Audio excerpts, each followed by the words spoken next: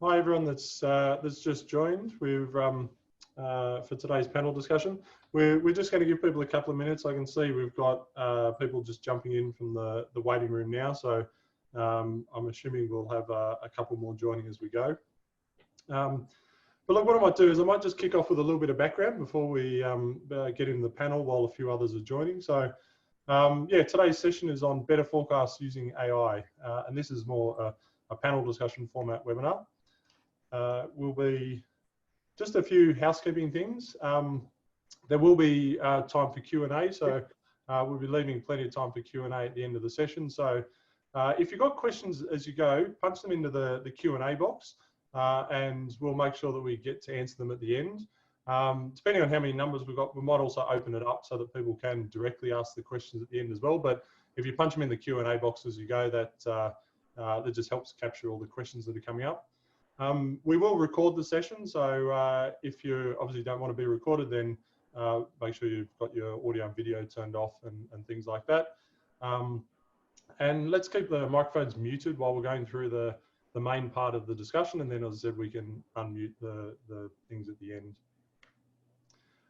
Before we get into it, and while people are joining, I'll just give a little bit of background on Intellify. So we're a data analytics and machine learning company.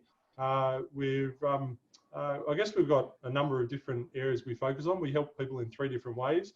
Everything from strategic advisory, so where we're going and helping find opportunities for AI and machine learning in businesses, through consulting and execution, where we're either implementing solutions or partnering with existing data teams to deliver results in their department. And lastly, managed services, where we take an ongoing role helping manage and maintain some of the machine learning models. We're recognised by Amazon, so we're their data analytics and machine learning partner of the year last year, and we're one of only 3 in Australia to hold the Amazon machine learning competency. We work across a number of different areas, everything from time series forecasting, which is really going to be the focus of what we're talking today, through recommendation engines, computer vision applications, whether it's with satellite data or pictures or whatever. Right through to some of the the marketing things around churn prediction or pricing optimization, customer segmentation. We have a whole raft of different outcomes we've delivered for our customers, and you'll get to hear today about some of the the results that can be achieved with machine learning. So I just wanted to start with that, and a quick introduction to the panel. So myself, I'm a product and delivery lead within Intellify, and then we have Schein. So Schein is the CIO of Schein, Australia, New Zealand and South Africa. He's been with Schein for over 10 years now. And for those who don't know, Schein is a dental distributor. So they distribute dental products to all of the dentists. They're the largest in Australia and also have quite a large global presence as well. And then we have Mudit Srivastav. So he's the head of advanced analytics at Origin Energy. And he's been there sort of working and running in that team for over 7 years now. And I'm sure most people are a bit more familiar with the sort of things Origin do. And lastly, Cairns. He's principal consultant at Intellify. And he's got a lot of experience doing a whole variety of different machine learning applications. And, he's had industry background across different industries, including a lot of time at Commonwealth Bank and working in financial services. So I guess what's exciting, we've assembled a good panel that's got a good breadth of different industry backgrounds, and also different roles, because we really wanted to hear that different perspective from so from the IT side and from the business and sort of the data science perspectives as well. So I'm going to stop sharing my screen now and get into the panel. I guess for today's panel, there are kind of a few key areas that we wanted to explore. And as I said, if you've got questions and things, feel free to punch them in the Q&A chat and we'll make sure we get to those at the end. But I mean, the first area we wanted to understand was about AI forecasting and, is it better than traditional forecasting and what people's experience have been. Then we want to touch on trust and understand, those issues around how you build trust in your forecast with the business. And lastly, seeing as we've got such a great panel, we really want to understand those lessons learned. Like, what were the things that they've learned over their experience of implementing these real projects. So So look, I think to start off, I guess maybe we start with, forecasting in general and kind of what are the changes that people have seen in forecasting over the last few years, like to understand how they've seen forecasting evolving. Maybe Mudit, do you want to jump in and talk through that? Yeah, sure. Thanks, James, and hi, everyone. Thank you for making the time. I'd sort of say, even taking a step back from the forecasting and the AI itself, I'd say there've been kind of two kind of key changes in this industry in general over the last couple of years. Firstly, is there's been a significant push towards the cloud and towards data lakes. And from our personal experience at Origin, we sort of went through a fairly significant and I'd say transformational project a couple of years ago in standing up an AWS-based data lake.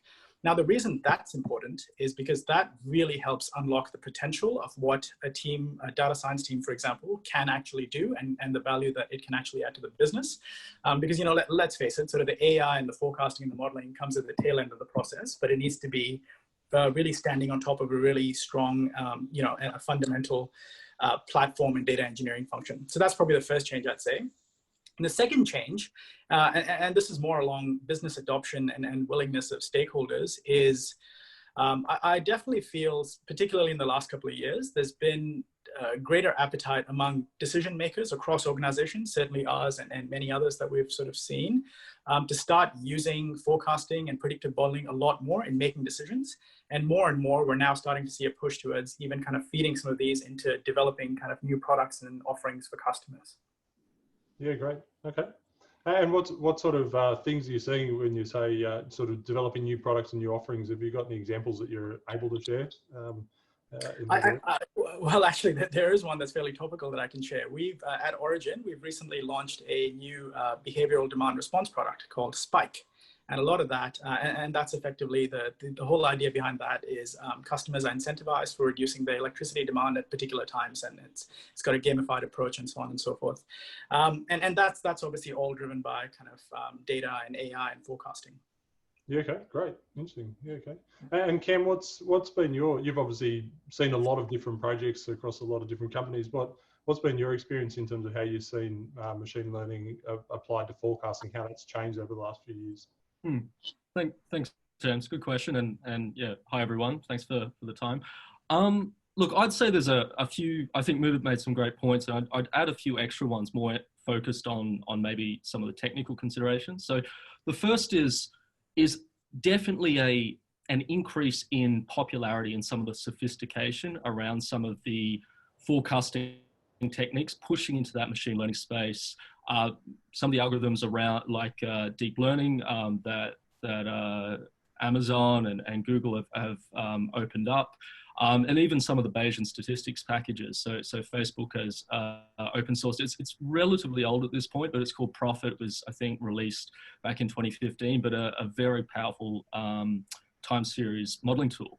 And that move into that high sophistication algorithm space has sort of supported, I guess, a greater push into handling real world messy data, especially when you're talking about hierarchical retail data where you might have, some very sparse periods and then quite bursty sales behavior. This type of stuff has typically not had as much attention in the academic space as other time series forecasting techniques and approaches.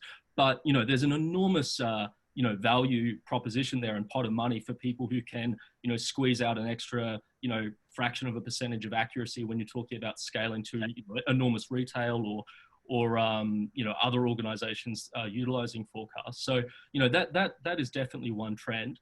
I'd say another big trend that I've definitely seen in the projects that I've been involved in delivering is actually more of a push or an interest in predicting not just the mean or point interval, but also building out or predicting an uncertainty range or confidence interval in your forecast estimates. And look, I actually think this is going to be a massive trend through business, over the next 10, 20 years. Uncertainty intervals are an enormous thing in science because you need to be able to, evaluate experimental results. And, a scientific paper that doesn't have uncertainty intervals is not very good, generally.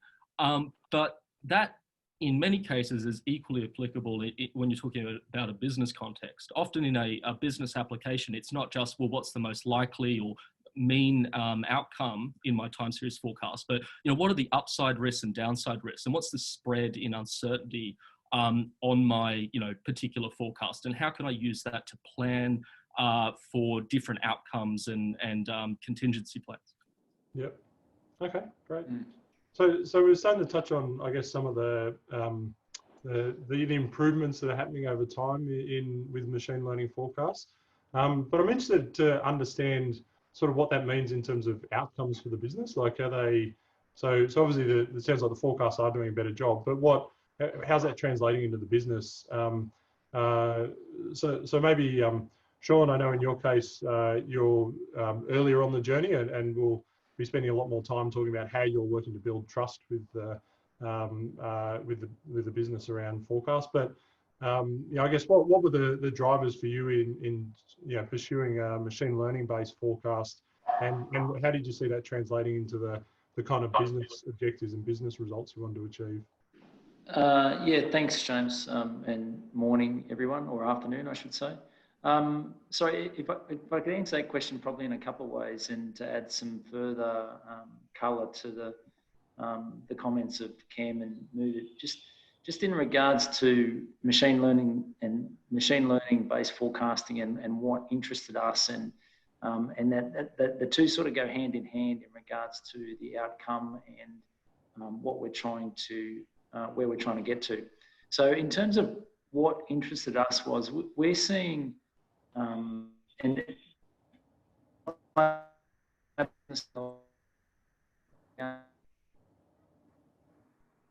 people are driving forecasts, starting to drive past in a non-traditional sense. So our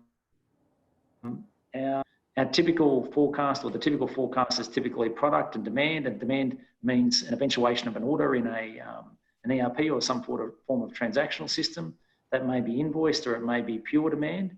But what interested us was what I would call non-traditional demand. And that non-traditional demand would be who's looking at the products online, looking at our EDMs, who's looking at our electronic digital marketing messages, at what level are they being looked at? In a digital economy, or in a digital environment or space, that to us is all demand.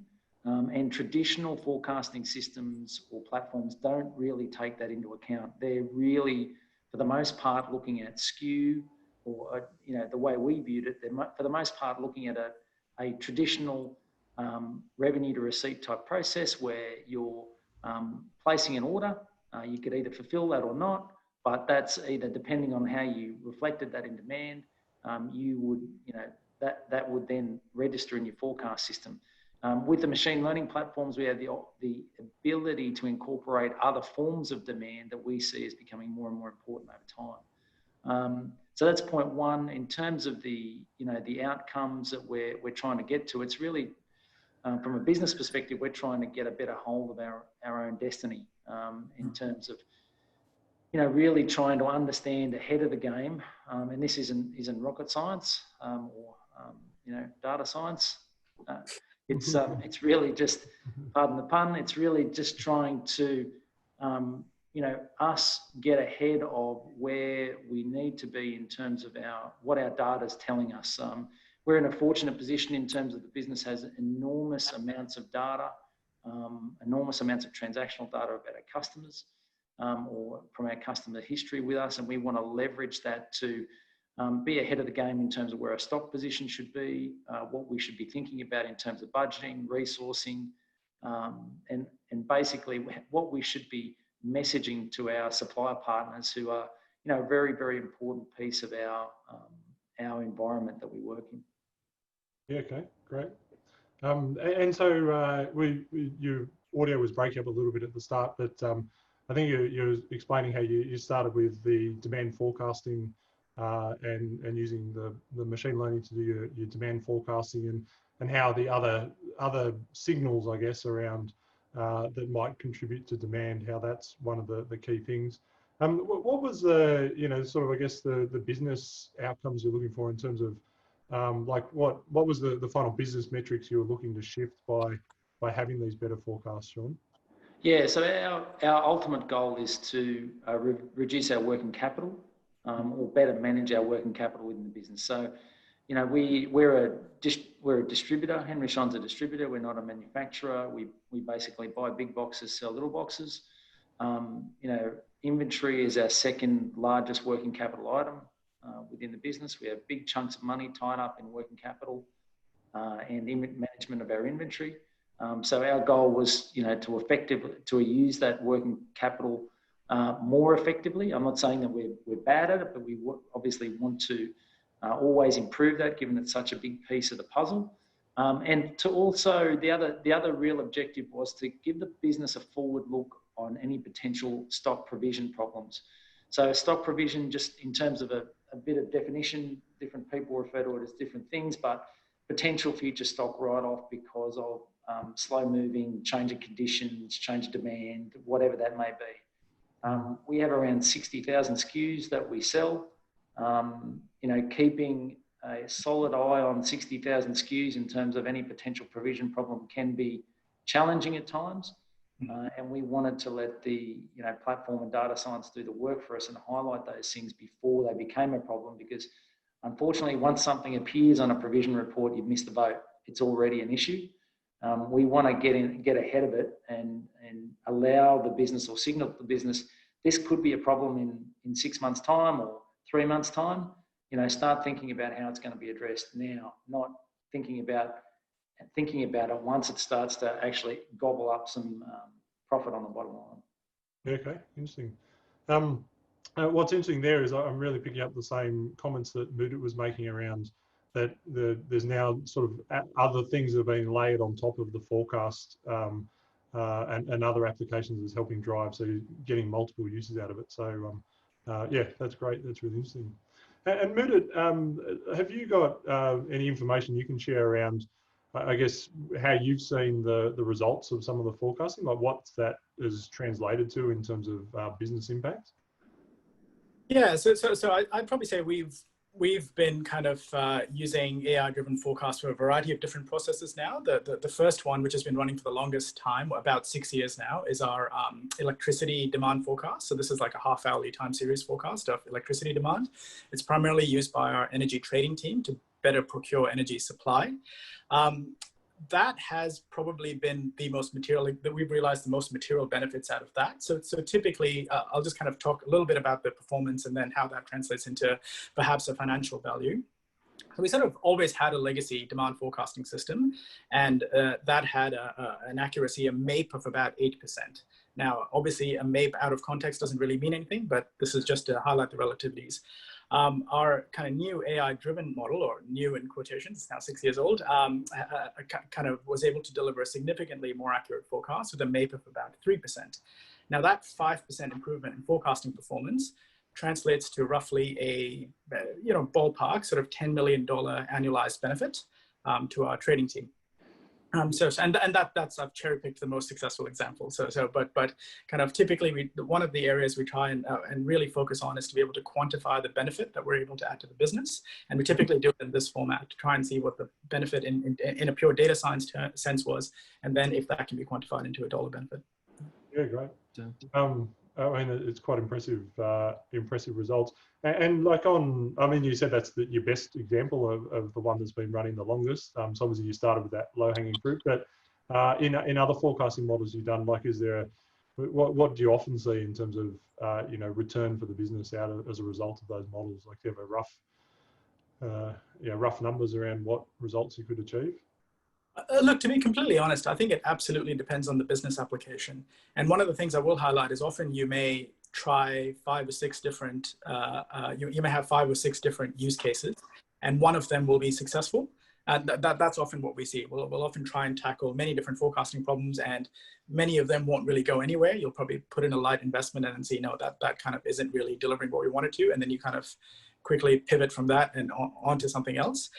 Typically, what we would try and look for is some sort of benefit that we can quantify that the process is adding, and that could be a financial benefit. So when working with energy trading, that's easy to do because that's often something that can be quantified. Alternatively, it could be some sort of benefit from an improved customer experience, like a net position score uplift, reduced churn benefit, a variety of different things. So we don't always look for dollar benefits, but either a benefit for that's financial, or reducing costs, or improving customer experience, or reducing churn. Yeah. Okay. Great. Awesome. So, I mean, I think it's clear that they're obviously performing well, and there's, as you say, there's, they won't all work, but the ones that do work can work quite well. I guess the next part to move to is talking about trust, because I think it's whenever you talk about forecasting, how you build trust with the business so they actually trust the forecast is sort of a key thing that keeps coming up. Cam, I'm interested in your experience. Obviously, you work with a lot of customers, and like that would be one of the key things you have to work on building. How do you go about building trust with the business in the forecasts that you develop? Absolutely, James. Yeah, look, whenever Intellify is brought into a project, it's almost always as a change function, and we all know changing away from the status quo can be very challenging, depending on the situation. So building trust is absolutely critical, especially when you're talking about a core process within the business, often owned by an individual or a team, and they're sort of used to doing something in a particular way. I've found that the best builders of trust in really any project, but let's take a forecasting project as an example, is, firstly, bring that end user along the journey, explain and benchmark how the model works, what the accuracy is, how it's doing, how you interpret accuracy metrics, and ideally compare any new model or any new forecasting tool or technique against what an existing process is. And you can do all of that in a fairly quick and light way in a prototype phase, as Mudit, I think, was alluding to. You can actually, with a pretty light investment, get a good ballpark idea of possible benefits from a forecasting project in this space. Then we talk about moving into production, and really production there, you're trying to take those same transparency and benchmarking ideas and concepts and bring them into a live environment. So having the ability to quickly and easily track the model forecast performance, through the days and weeks and months that model becomes live. And I'm a big believer that trust comes from seeing something work, and once you see it work and you're seeing the benefits and just the accuracy that I guess you benchmarked in the prototyping and test phase of ML AI statistical project, move into the actual on the ground, impacting business processes. That is absolutely the easiest way and fastest way to build trust with people in an organization. Yeah. Okay. Yeah. And Mudit, I imagine you would have gone through this. Like, what was your experience on? I mean, maybe take us back to that the first application you're talking about. Like, do you want to take us through how you went about? What was the journey like for actually building trust with the business in that case? Yeah, look, I'd actually echo largely everything that Cam just mentioned. So it was a lot of kind of very similar things. So it was kind of a key challenge for us was bringing the stakeholders along on the journey, and also the issue of explainability, because that's often a big trade-off, and kind of especially if you're looking at a deep learning model, for example, the issue of modeling complexity, which may give you a better forecast, versus explainability to an end stakeholder who often has to make a judgment call based on the forecast and make a decision based on them.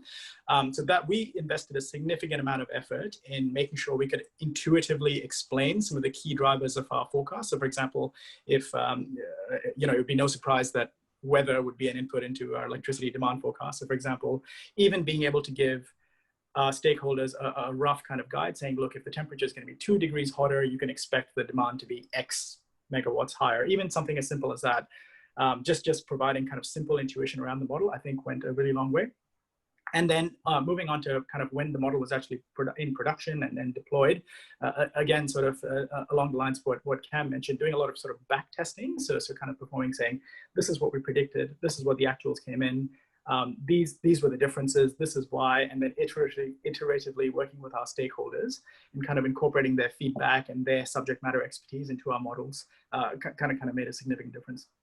The point that Mudit made there around model explainability and interpretability is a fantastic one as well. Like, again, this is not unique to forecasting problem, but just generally, how do you build trust in an algorithm? You know, like especially as you get into the more sophisticated ML algorithmic space.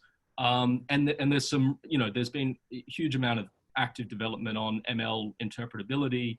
All of which applies quite nicely to many of the time series models that that Intellify builds, and I think the other guys on the call are also utilizing, and actually being able to show in that intuitive way with visualizations and you know, input output analysis.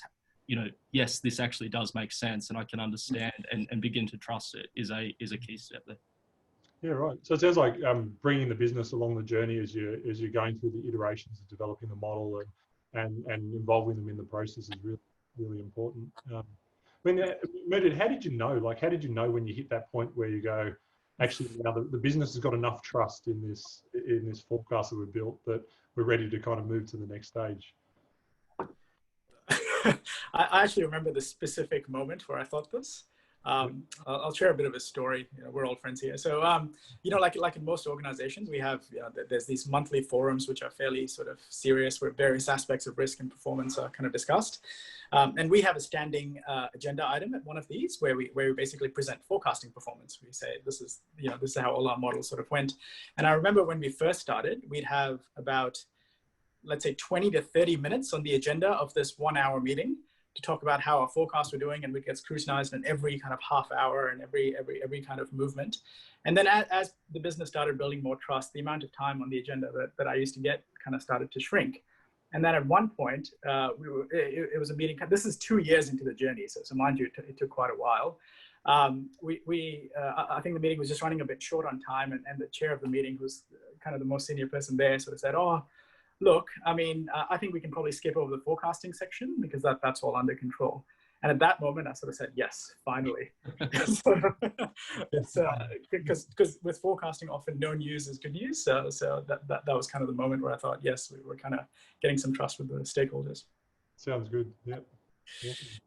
And Schein, you're earlier in the journey, and you're very much in that trust building phase right now. So do you want us to talk us through, I guess, again, coming from that IT perspective, working with the business, how you're going about building trust in the forecast that's just been developed? Yeah, not dissimilar to what Mudit has described. We will typically, there's probably one, and if I can add probably something to what Cam articulated as well, along with, you know, trying to deliver a result, we'll often try and deliver an insight as in something that the business can't or doesn't have today, or something that's extremely difficult for them to do, or is extremely labour intensive. If we can, you know, present something like that as an output, that really drives a lot of interest in the business and gets quite a bit of traction. So that's typically a hook that we'll look for in terms of getting engagement. You know, the learnings for us have really been, and this applies to any project, if there's no engagement from the key stakeholders, you're really wasting your time. But the other thing I would say, and you know, interested to hear what Mudit and Cam's thoughts are on this, you know, where Henry Schein is quite an autonomous company and offer, you know, different, have a range of different systems across the world. You know, we're quite fortunate in that we have a quite, what I would call simple setup here, in that we have one single system of record or a source of truth, where all of our financial demand data sits. For other Henry Schein environments, that's not the case. But where I'm sort of going to is a couple of key things were really being able to access your data and understanding your data. So, and then being able to offer the business, as I said, some insight that they're not getting today.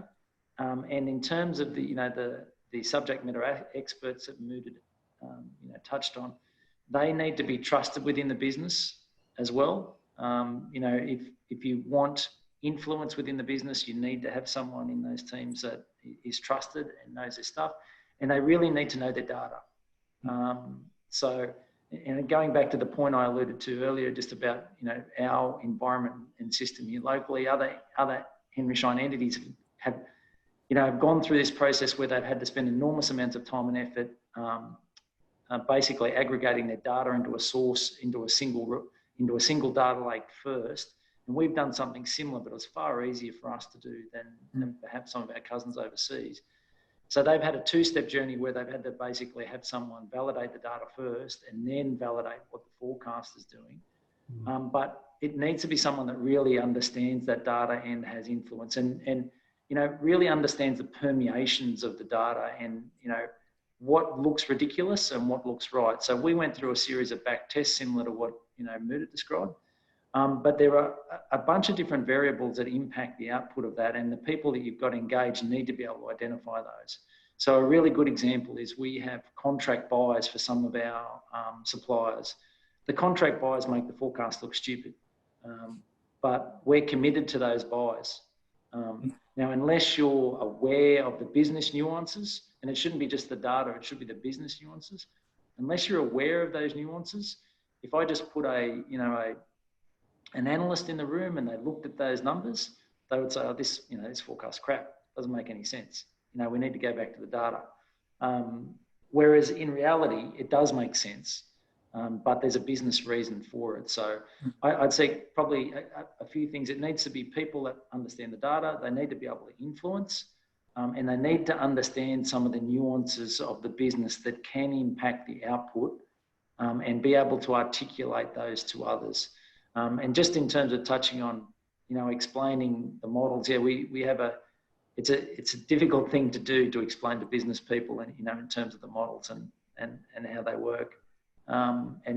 We just try to, anything that's, a deep neural network, we basically just don't even try to touch it. We just try to touch on what the variables are that impact the output, and then demonstrate some form of value add or runs on the board moving forward.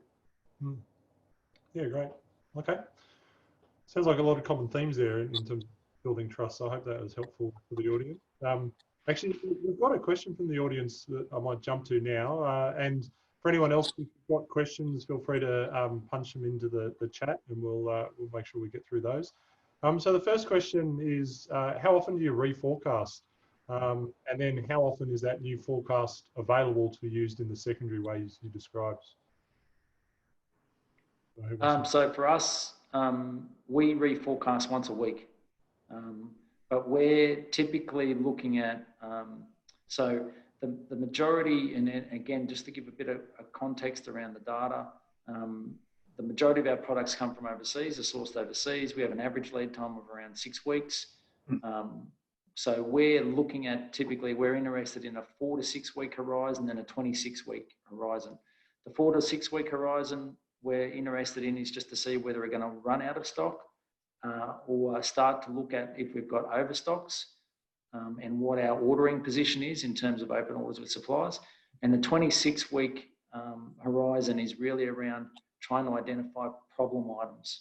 So as I said, we're generating those forecasts every week with a focus on looking at those particular points in time.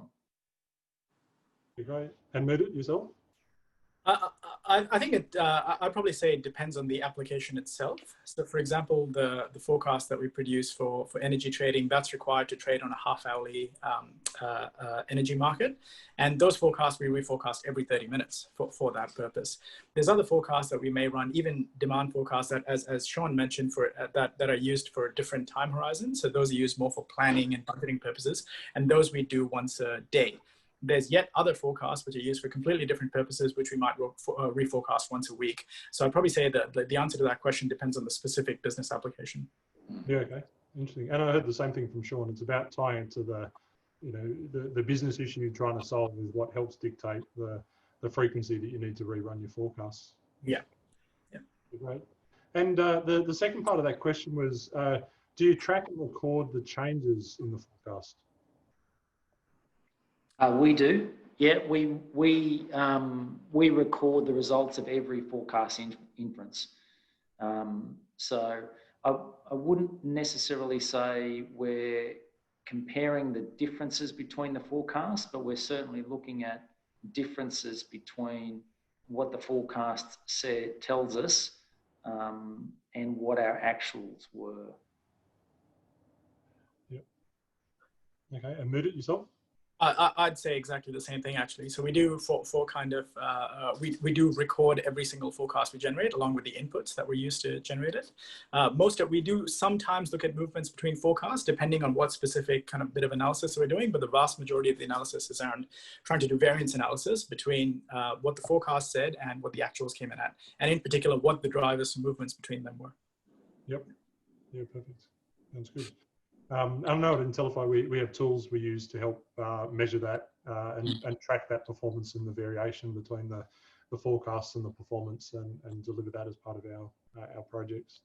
Yeah, great. All right. Well, look, thanks for that question. And once again, to everyone in the audience, feel free to punch in more questions.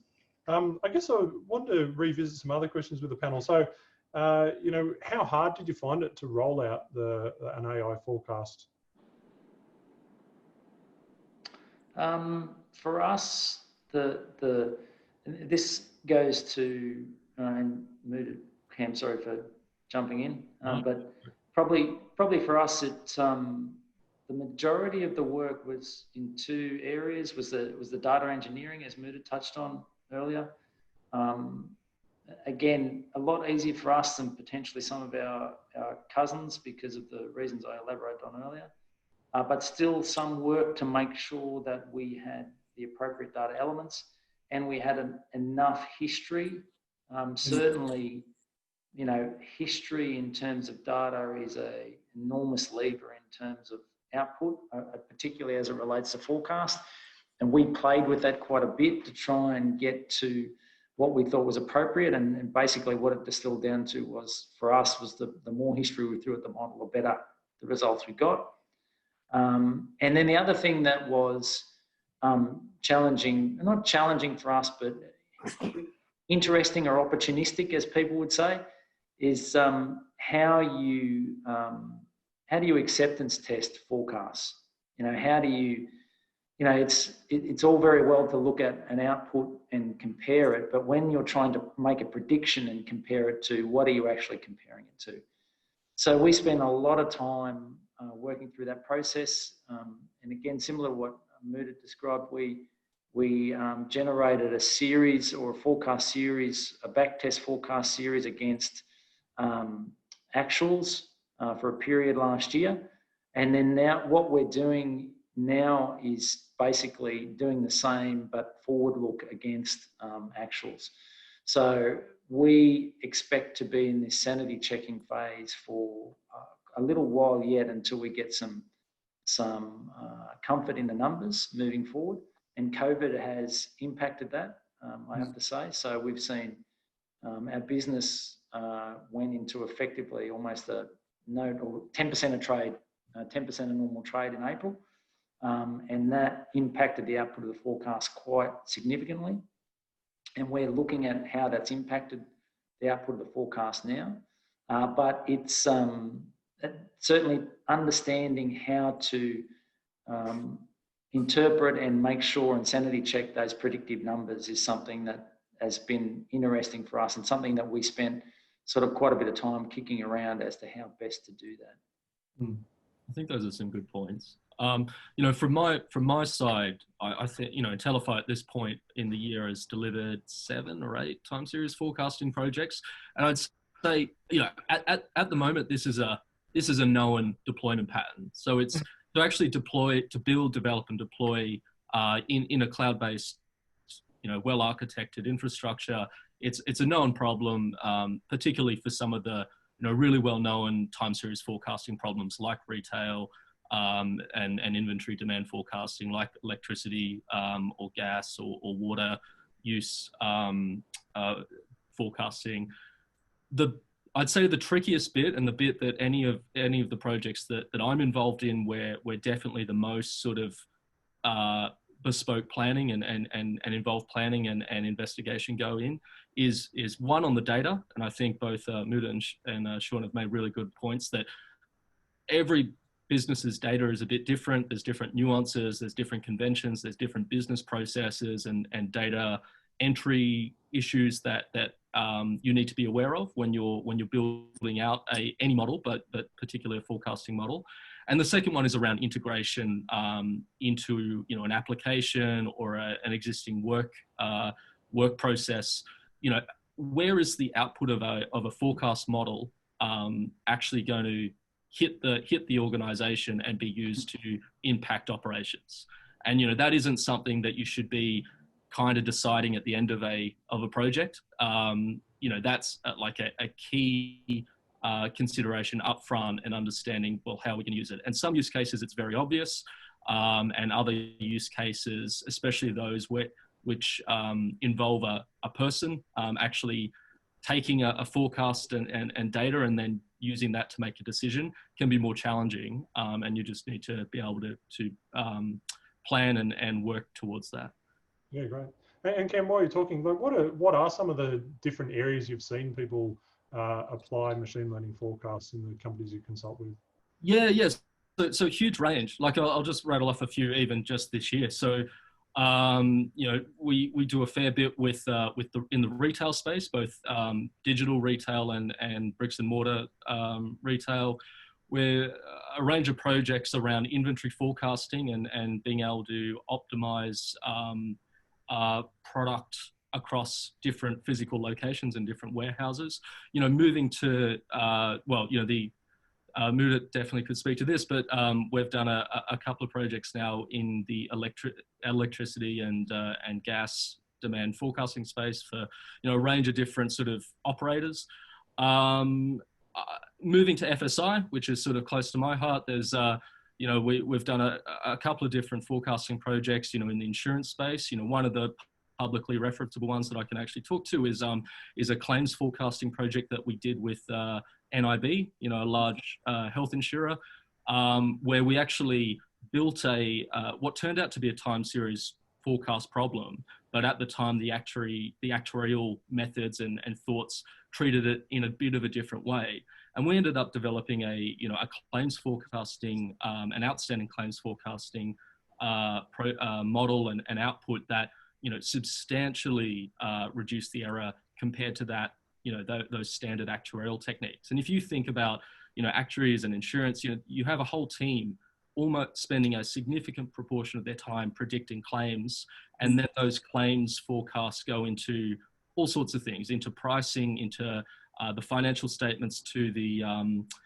to investors, into things like operational and strategic decisions. And so if you can if you can make a change in accuracy to that massive driver of the business, it can have enormous flow-on effects.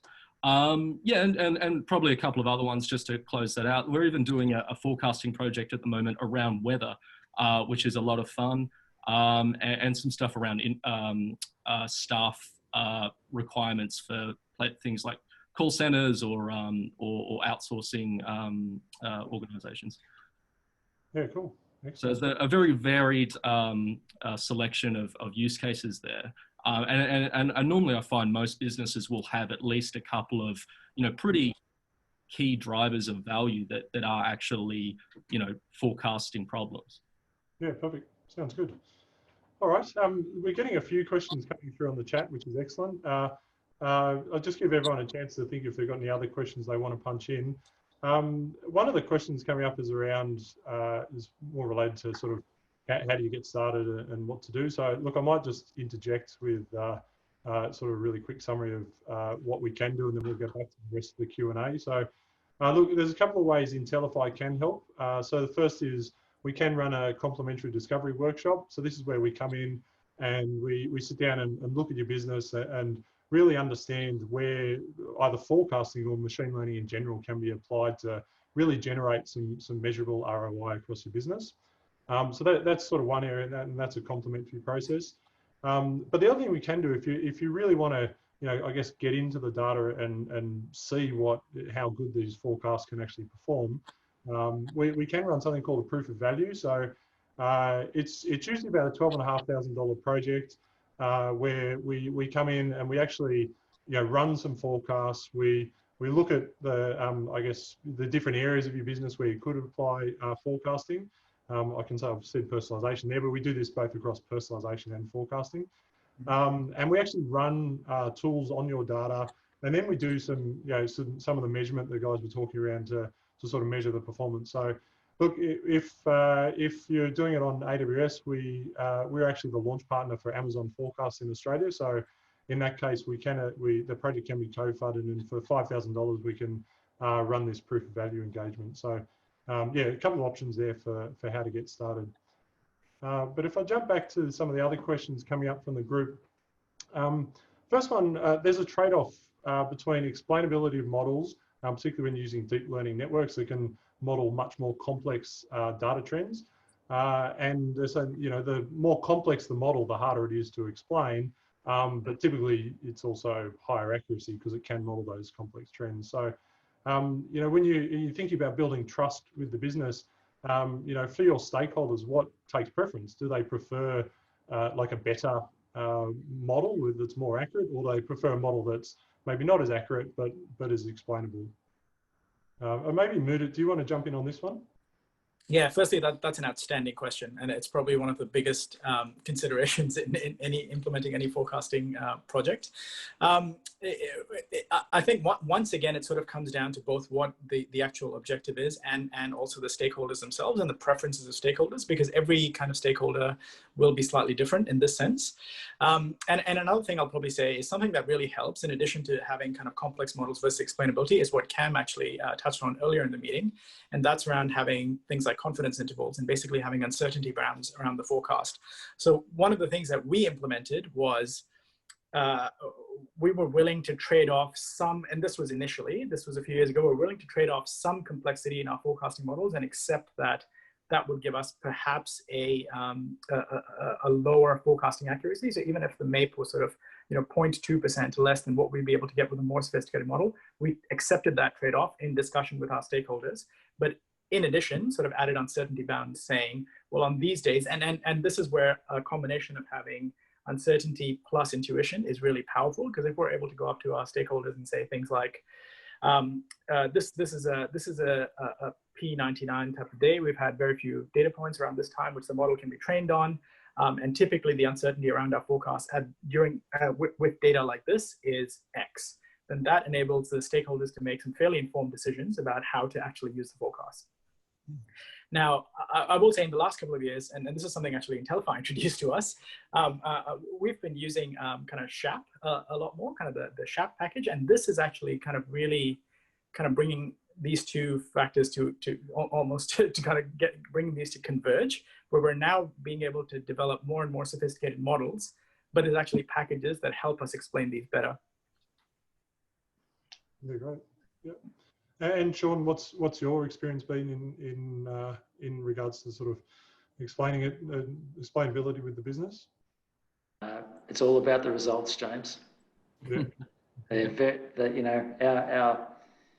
Our business and our stakeholders are somewhat interested in the explainability, probably more interested in the inputs rather than how the model works itself. But the keenest interest is in the results and the output every time. Yeah. Yeah, great. And what tools do you use to actually, I guess, help the business compare the results that are being generated with what was actually happening? How do you do that with your business? Yeah, we push the output into our BI tool and then incorporate or overlay actuals against it. So the business has a very familiar way, I guess, or a very familiar mechanism that a whole bunch of people in the business, either directly involved stakeholders or not, have access to, in terms of being able to then interrogate the data and see what the results are. Yeah, okay. Yeah. So and it's very, very easily visible as well. Yeah. Yeah, great. So it's a tool they're already comfortable with that they can use to compare against. Yeah, correct. Great. And the next question we've got, this one's a question for Mudit. How long does it take to implement each forecast analysis, e.g. the one running every 30 minutes, and what's the size of your data? So if I understand the question correctly, was it how long it kind of took to develop the actual process? I think the question might be how, if I understand it properly, it's how long does it take to train? Like, you know, if you're making a prediction every 30 minutes, how long does it take to update and retrain your model with the new time step? Yeah, got it. That's a great question. So I think once again, in the case of that model that needs to run every 30 minutes, this was a key consideration. And this again goes back to that complexity versus how the model runs. This particular model runs in about 1.5 minutes, and that's basically retrain and reforecast. Now there's other kind of retail facing models that we have that often take sort of an hour to retrain, and we may kind of retrain them once a quarter and then rescore them once a week, for example. So in those use cases. So once again, how often the model actually needs to reforecast or rescore is probably a key design decision that goes into actually selecting the algorithms and developing the logic.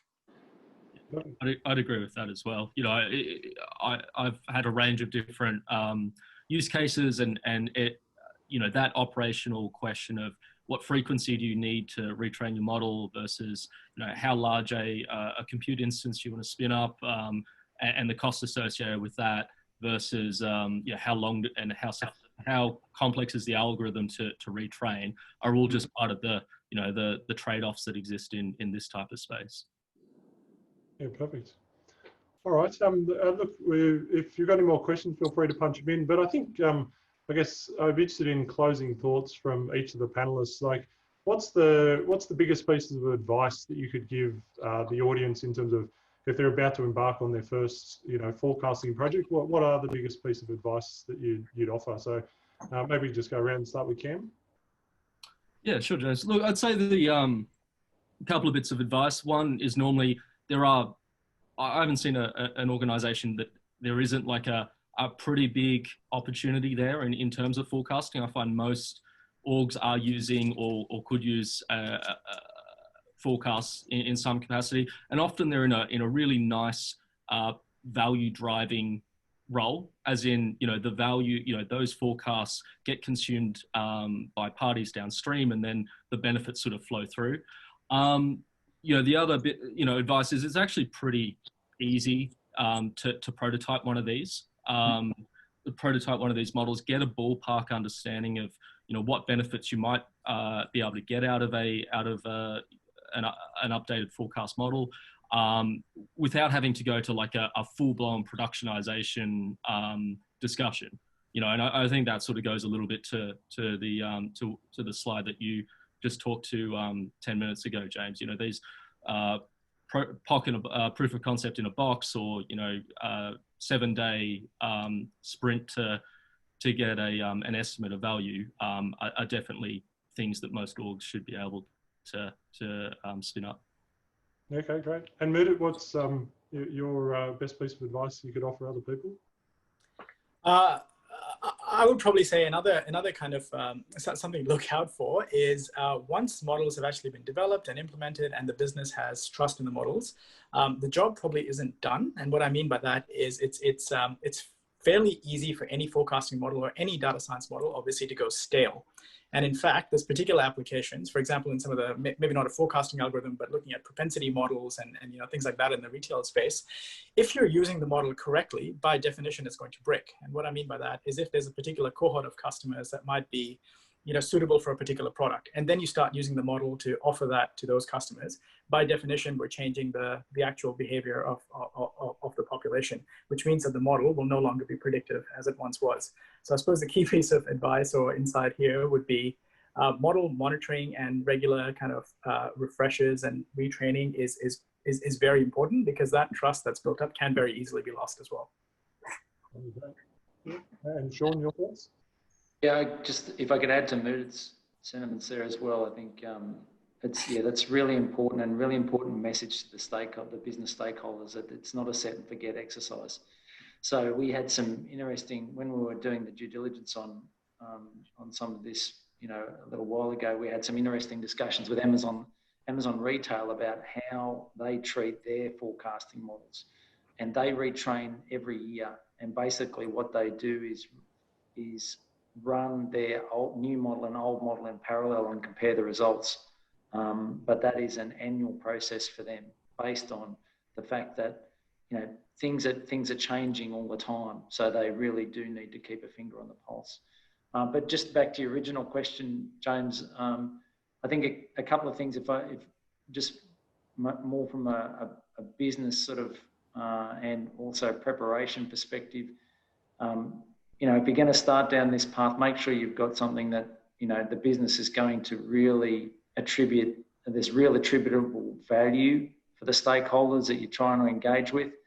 You know, it's, again, preaching to the converted in terms of probably everybody on the call, but if there's no attributable value, it'd be really difficult to get the ball rolling. Once you've identified what that is, make sure that the data is there to support it as well. If you've got, you know, if you think it's a great idea and, you know, and then start the process, but then find underneath, oh, there's actually 6 different subsystems that, you know, have a mess of data underneath that is going to, you're going to need to go through a data normalization process before you can deliver anything. You need to understand and get a sense of what that looks like before you really push the button, or before you get too far along the stakeholder engagement journey. And I guess once you've gone through those checkpoints, then it's really around identifying, you know, working with the, you know, upstream stakeholders to really sell the value proposition and get support and engagement for the delivery. Yeah, perfect. All right. Well, look, thank you so much to our panelists. I think everyone would agree there's been some fantastic insights, and I can see the comments that have been flowing through saying thank you for the insight. So I think that's your virtual round of applause for today. We do have a hamper that we'll just a thank you hamper we'll send out after this, just to say thanks for your time. But yeah, look, once again, thank you for joining us today. I hope everyone learned something, and as we said, feel free to get in touch if you want to explore either the discovery workshop or explore a proof of value engagement. We're happy to talk through around how we can make forecasting really work for your business as well. So thank you, everyone. Have a good day. Bye. Thanks a lot, everyone. Thank you. Bye, everyone. See you. Bye. Bye-bye.